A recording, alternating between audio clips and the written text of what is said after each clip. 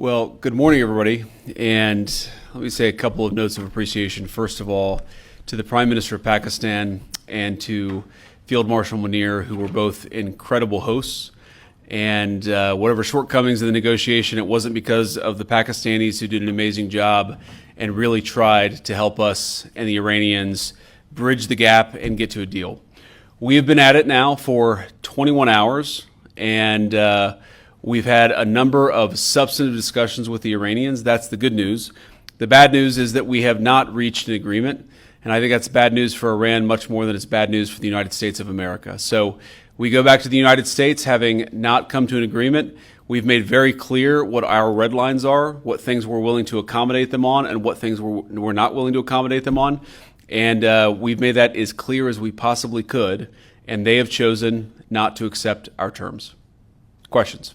Sir, Nick Robertson from CNN. Precisely what have they rejected here? Can you help us understand it a little bit? Well, I won't go into all the details because I don't want to negotiate in public after we negotiated for 21 hours in private. But the simple fact is that we need to see an affirmative commitment that they will not seek a nuclear weapon, and they will not seek the tools that would enable them to quickly achieve a nuclear weapon. That is the core goal of the President of the United States, and that's what we've tried to achieve through these negotiations. Again, their nuclear program, such as it is, the enrichment facilities that they had before, they've been destroyed. But the simple question is, do we see a fundamental commitment of will for the Iranians not to develop a nuclear weapon, not just now, not just 2 years from now, but for the long term? We haven't seen that yet. We hope that we will.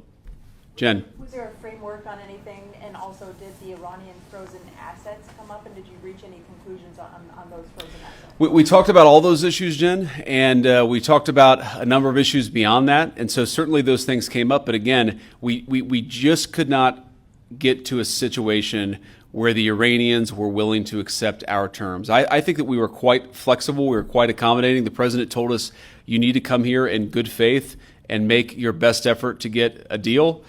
We did that. And unfortunately, we weren't able to make any headway. Preston.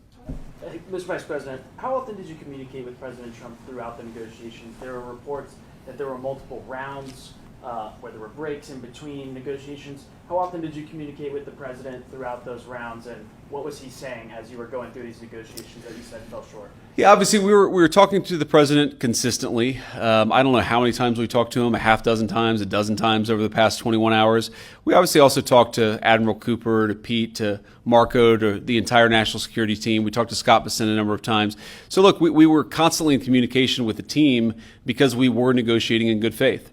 And we leave here with a very simple proposal, a method of understanding that is our final and best offer. We'll see if the Iranians accept it. Thank you. Mr. Vice President, where does this leave the Strait of Hormuz? Are we going back to...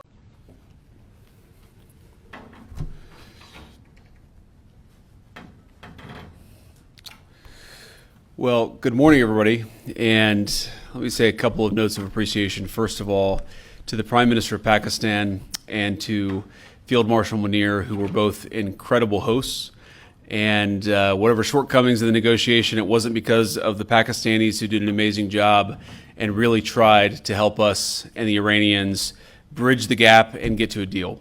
We have been at it now for 21 hours, and we've had a number of substantive discussions with the Iranians. That's the good news.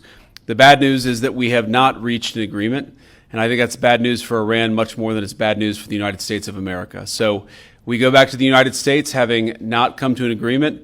We've made very clear what our red lines are, what things we're willing to accommodate them on, and what things we're not willing to accommodate them on. And we've made that as clear as we possibly could, and they have chosen not to accept our terms. Questions? Sir, Nick Robertson from CNN. Precisely what have they rejected here? Can you help us understand it a little bit? Well, I won't go into all the details because I don't want to negotiate in public after we negotiated for 21 hours in private. But the simple fact is that we need to see an affirmative commitment that they will not seek a nuclear weapon, and they will not seek the tools that would enable them to quickly achieve a nuclear weapon. That is the core goal of the President of the United States, and that's what we've tried to achieve through these negotiations. Again, their nuclear program, such as it is, the enrichment facilities that they had before, they've been destroyed.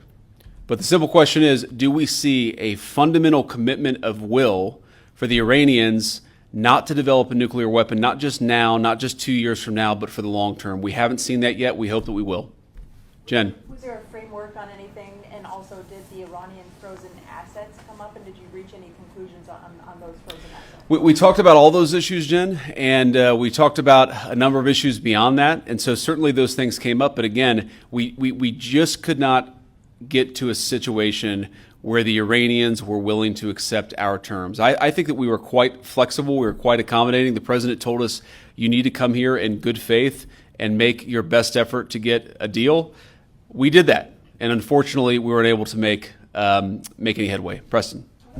Mr. Vice President, how often did you communicate with President Trump throughout the negotiations? There were reports that there were multiple rounds, where there were breaks in between negotiations. How often did you communicate with the president throughout those rounds, and what was he saying as you were going through these negotiations that you said fell short? Yeah, obviously we were talking to the president consistently. I don't know how many times we talked to him, a half dozen times, a dozen times over the past 21 hours. We obviously also talked to Admiral Cooper, to Pete, to Marco, to the entire national security team. We talked to Scott Bessent a number of times. So look, we were constantly in communication with the team because we were negotiating in good faith. And we leave here with a very simple proposal, a method of understanding that is our final and best offer. We'll see if the Iranians accept it. Thank you.